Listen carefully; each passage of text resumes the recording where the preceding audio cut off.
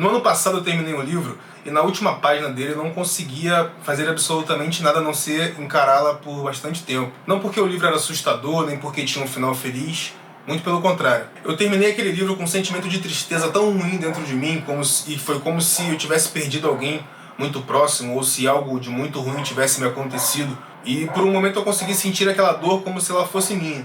Esse livro era Judas o Obscuro, de Thomas Hardy. Até bem acabadinho, que eu andei com ele pra cima e pra baixo o tempo todo. Me acompanhou por muito tempo. E pode ficar tranquilo que eu não vou dar spoiler nesse vídeo.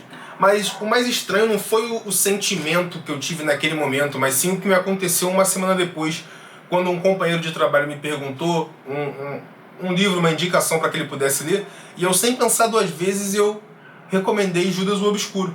E nessa hora eu percebi uma coisa muito estranha, que eu tinha acabado de recomendar um livro que tinha me deixado emocionalmente quebrado, mas eu queria que ele lesse. E isso me gerou uma dúvida muito profunda de por que eu estou fazendo isso, por que eu estou recomendando um livro que fez isso comigo. E isso não acontece só com livro, isso acontece com filme, com série, com música. Nós costumamos buscar histórias que nos fazem chorar, que nos fazem refletir e por muitas vezes até sofrer. Se ninguém gosta de sofrer na vida real, porque algumas das obras que nós mais amamos são justamente aquelas que mais nos emocionam. E aliás, se essa é a sua primeira vez aqui no canal, seja muito bem-vindo. Eu me chamo Vinícius Gonçalves e gosto de conversar sobre música, livros, cinema, cultura e como a arte engloba e conecta isso tudo. Se esse tipo de conversa faz sentido pra você, se inscreve porque com certeza você vai gostar muito de tudo que a gente está construindo por aqui. E na verdade isso é muito mais comum do que a gente imagina. Eu, por exemplo, me lembro claramente de uma tarde, eu sentado na sala da minha casa junto com meu pai assistindo A Espera de um Milagre. Era a minha primeira vez assistindo o filme e a dele provavelmente era a 10ª.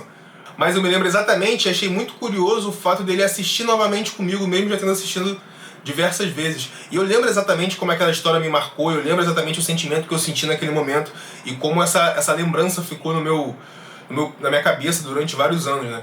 E, inclusive, durante muitos anos, A Espera de um Milagre foi um dos meus filmes favoritos. Eu tenho quase certeza que você também tem uma lembrança parecida de um filme, de uma série, de um livro que você leu, ou uma música que você escuta até hoje, que te traz uma tristeza, mas ao mesmo tempo te traz lembranças boas, né, e sentimentos bons dentro de você, e você curte ficar revisitando aquele momento. E é estranho pensar que algumas das emoções mais dolorosas que nós sentimos através da arte acabam se tornando uma das lembranças mais queridas da nossa vida.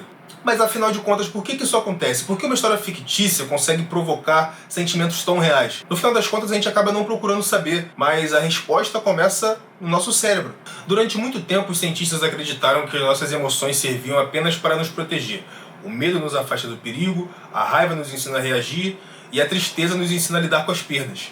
Então, se a tristeza é uma emoção tão importante para a sobrevivência, por que nós buscamos voluntariamente por ela em livros e filmes e séries?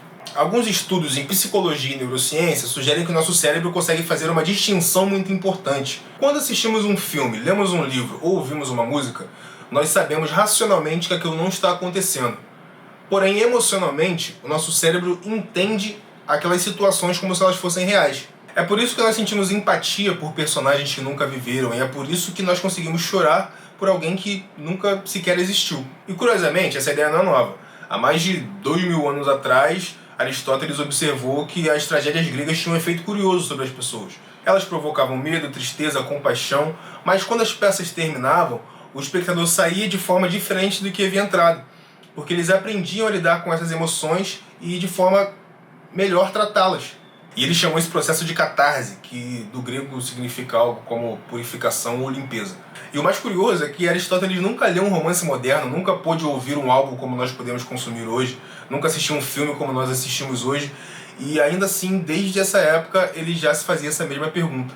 E hoje, mais de 2000 anos depois, a neurociência oferece uma nova perspectiva sobre esse fenômeno. Nós já sabemos que o nosso cérebro é capaz de simular experiências emocionais, ativando redes ligadas à empatia, memória e imaginação, mesmo sabendo que tudo é ficção. Em outras palavras, Aristóteles descreveu o efeito e a ciência começou a explicar o mecanismo. Só que existe aí uma diferença fundamental, que nós sabemos que estamos seguros. E talvez seja justamente aí que mora a coisa mais fascinante da arte pra mim, sabe? É o que me faz querer consumir e viver esse lifestyle. Ela nos permite viver emoções extremamente reais dentro de um ambiente completamente seguro.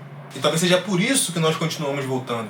E talvez seja por isso que a arte existe há milhares e milhares e milhares de anos.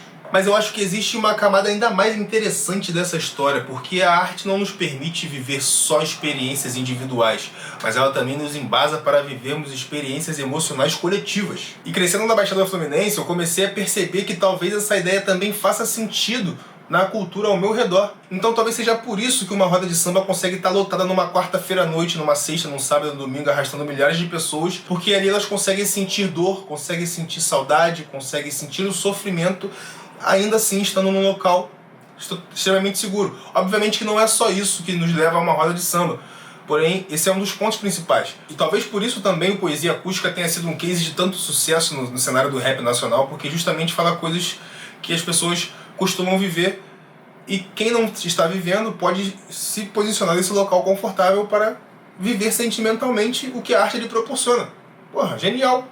Talvez seja por isso também que Cidade de Deus e Tropa de Elite tenham cruzado tantas fronteiras. Não por conta da violência, mas sim porque aqueles filmes ali retratam e dizem algo sobre o ser humano. E hoje eu entendo porque eu recomendei Judas o Obscuro, não porque aquele livro me fez feliz, mas porque ele me deu a oportunidade de viver uma emoção que eu talvez nunca sentisse na minha vida real. E talvez esse seja o papel da arte no fim das contas. Não nos afastar da tristeza, mas nos ensinar que a tristeza também faz parte de estar vivo. Faz sentido? Mas me diz você, qual foi a obra que mais mexeu contigo? Pode ser um filme, um livro, uma música. Me conta aqui nos comentários que eu vou estar lendo todos os comentários. Esse vídeo aqui é uma tentativa de organizar algumas perguntas e algumas coisas que eu carrego comigo há muito tempo. Se você trabalha na área de filosofia, de psicologia, de neurociência e achar que existe algo que pode ser aprofundado ou corrigido nesse vídeo, fica à vontade, deixe nos comentários que eu vou agradecer 100% a sua contribuição. Valeu? E se você gosta desse tipo de conversa, se inscreve no canal, porque esse canal nasceu justamente para buscar respostas para perguntas como essa. Sinta-se à vontade. Estamos juntos, fiquem com Deus e até a próxima.